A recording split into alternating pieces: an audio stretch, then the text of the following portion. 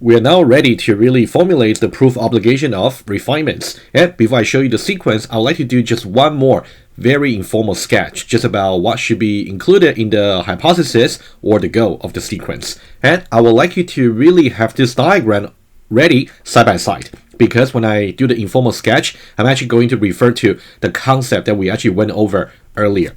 Right? You can see this particular state transition that we did, right? Remember, we got a concrete version of the ML out, which has a corresponding abstract version of the ML out, and we say the ML out, the abstract version, simulates the concrete version. Just have this diagram handy, so we're going to refer to it. And let's now go over some slides. So the proof obligation rule for a proper or valid refinement consists of two parts. So there are two things we need to formulate and also prove. Let's now just talk about the two parts of the refinement proof obligation, and we'll talk about each one of them formally one by one. The first one is called guard strengthening. Okay, so what does it really mean?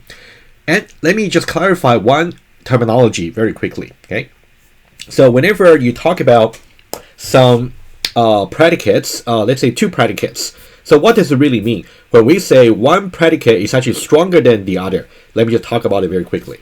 Okay, so when I actually got two predicates, let's say P and also Q, right? So if I can somehow prove that P implies Q, we say that P is stronger than Q. Stronger than, I'll try to show you different interpretation in just a moment. Okay, so P is stronger than Q, and symmetrically, you can also say Q is weaker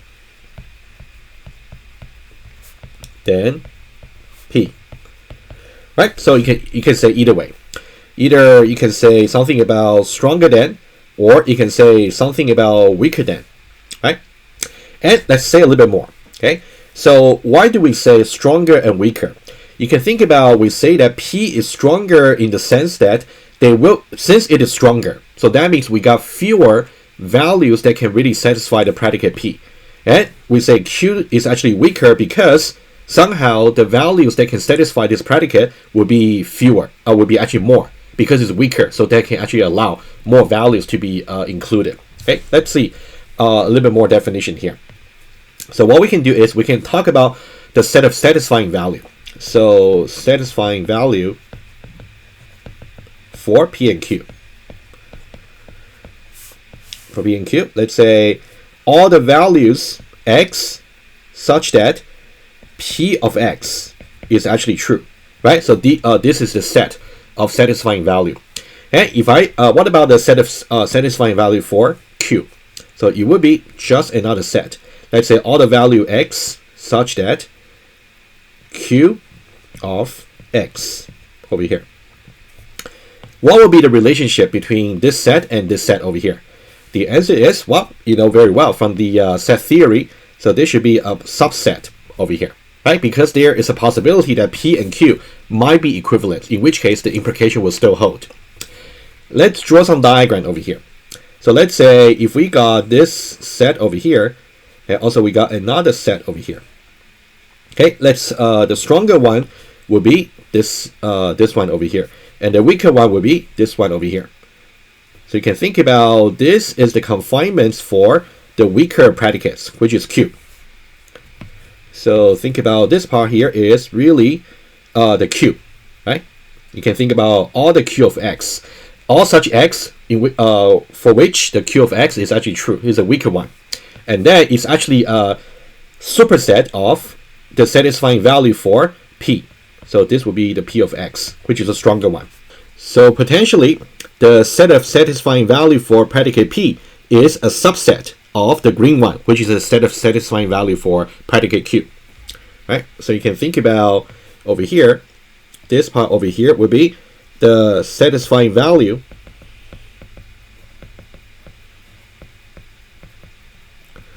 of a stronger predicates.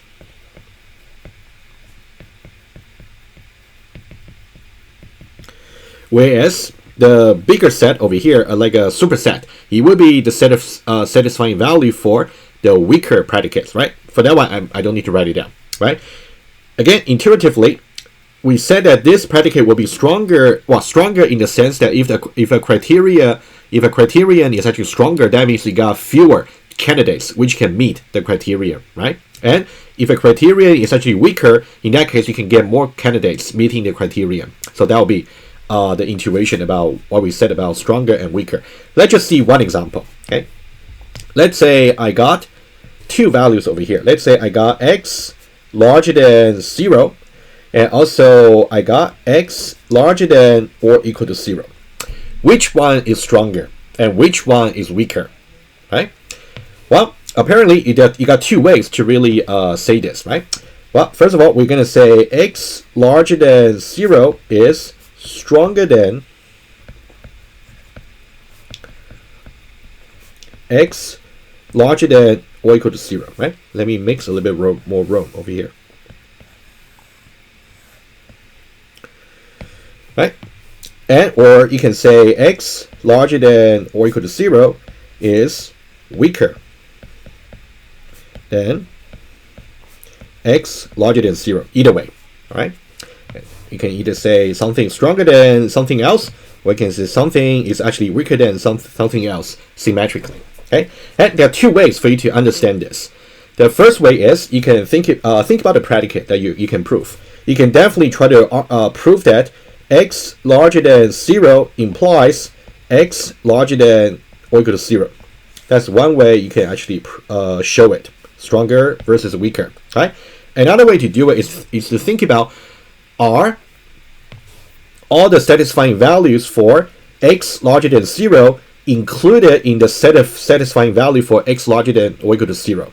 Indeed, it will be, right? If you try to draw the diagram and visualize it, you're going to get, for example, all the values over here will be x larger than 0, which will be 1, 2, 3, all the way, all the positive number, basically, right? And we can have another set over here, conceptually, so that will be the set for x larger than or equal to 0. And now the question is, what is the value that's in the weaker set but not in the stronger set? Well, apparently you can think about x equal to 0. Right? You can see x equal to 0 is in the weaker set but not in the stronger set. Right? It's just one example here. Alrighty. The reason I'm talking about like a stronger versus weaker, because the first refinement proof obligation that we have to, the first part of the refinement proof obligation that we have to talk about has to do with strengthening the guard, meaning that the guarding condition in the concrete events must be somehow stronger than its abstract counterpart, but not weaker. Right? That's something you want to pay attention to. Right? All right. Enough about the background. Let's now go back to the slides. Right? Let's now talk about exactly what I really meant over here. Right, let me just get ready. All right, so this will be the guard strengthening proof obligation, right? It looks a little bit complicated, but it's not too bad, okay? And the rule for the proof obligation is called GRD, standing for the guard. And we got hypothesis, and also we got the goal. And the goal over here is to make sure everything we have over here imply the guard of the abstract event. So you can think about is really consistent with the guard strengthening title over here. So whenever we actually have a concrete guard for the events, we want to make sure that one really strengthens the abstract counterpart, meaning that the guard in the concrete level should be stronger than, but no weaker than, the abstract guard. That's how you should understand it. Okay, let me just take a look over here, and then I'll show you some explanation as well. We need to assume, we can assume the axiom for all the constant, and also we can assume all the invariants, including the invariant from the abstract states, invariant from the concrete states, and here we are not talking about any state transition. We're only talking about the guards in the pre-states. So everything we talk about here is about the pre-states for the guard. And we want to say the concrete guard event, concrete guard implies the abstract guard, right? So that's why I really try to explain earlier on the iPad to say what does it really mean when I say the concrete guard is actually stronger than the abstract guard. So this is really what it means. What does it really mean to this diagram that we spoke about before? So this means in order to show that every concrete transition actually has its abstract counterpart correspondingly. How do we show that? we want to show that, first of all, in order for the transition to really occur, it must be enabled in both the concrete world and also the abstract world. Agree? So that means if I know that this concrete states allows my concrete events to really take place, meaning that its concrete guard is enabled or is satisfied, that would imply the guard in the abstract world must be enabled as well. That is, if I know that in a concrete state, the concrete guard is actually enabled, that should imply in the abstract states, the abstract guard should be enabled as well. All right, that's really talking about whenever it's possible for you to take some concrete transition, it must be also possible to really take an abstract transition. That's really what the guard strengthening rule is actually trying to address over here. Right, so let's talk about some intuition here. So a concrete event is enabled if its abstract counterpart is also enabled. It must be the case.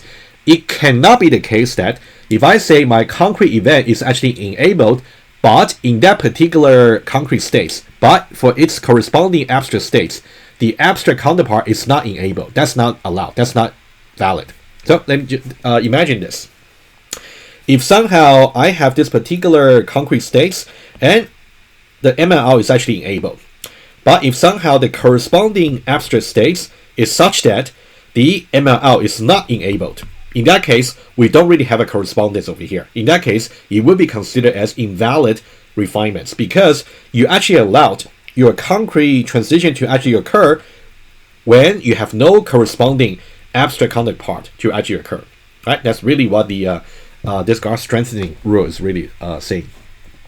And a concrete transition always has an abstract counterpart, right? If it is possible for you to take a concrete transition, then it must be possible for you to take a corresponding abstract transition. All right? That's about the first rule for strengthening the guard in the concrete states. The second part is about invariant preservation. And this one is somehow very similar to what we did before about invariant preservation. But when we talk about invariant preservation earlier, we only talk about it in the context of a single initial model with no context about the refinements. But for now, since we got refinements, we got the abstract model and we got the concrete model. So the invariant preservation is consistent but slightly more complicated. Let's take a look. So this will be the sequence, right? And you can see that we got the concrete invariants should be satisfied at the post states. And also, we can assume the concrete invariant satisfied in the pre-state. That's kind of very similar to what we did before. Just before, when we talk about the initial model, we don't have the distinction about abstract versus concrete. Everything was basically abstract earlier. Okay, let's take a look at the hypothesis. We can still assume the axioms, and we can assume all kinds of invariant, including abstract and also concrete invariants. And then we want to make sure the concrete invariants, since we're talking about refinements, the concrete events must have its guard enabled, right? In that case, we will be able to make a transition and result in some post states. And we want to make sure in the post states that's resulted from the concrete event state transition, the concrete invariants must still be satisfied. And it will be similar as before. Depending on how many concrete invariant conditions you have, you will have to generate that many proof obligation sequence. That's something we'll see as well. Let's see some explanation. And the concrete events performs a transition on the concrete states. If you go back to the diagram, you can see the concrete events ML out is really performing a transition between two concrete states over here, right? That's what the first bullet point is saying. What about the second one? So this one is a bit longer, but let's try to look at it carefully.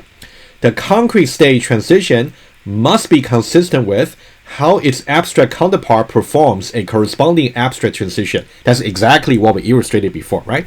You want to make sure the way you actually do this transition over here on the concrete states is consistent with the way you actually do a abstract state transition by the abstract version of the events, right?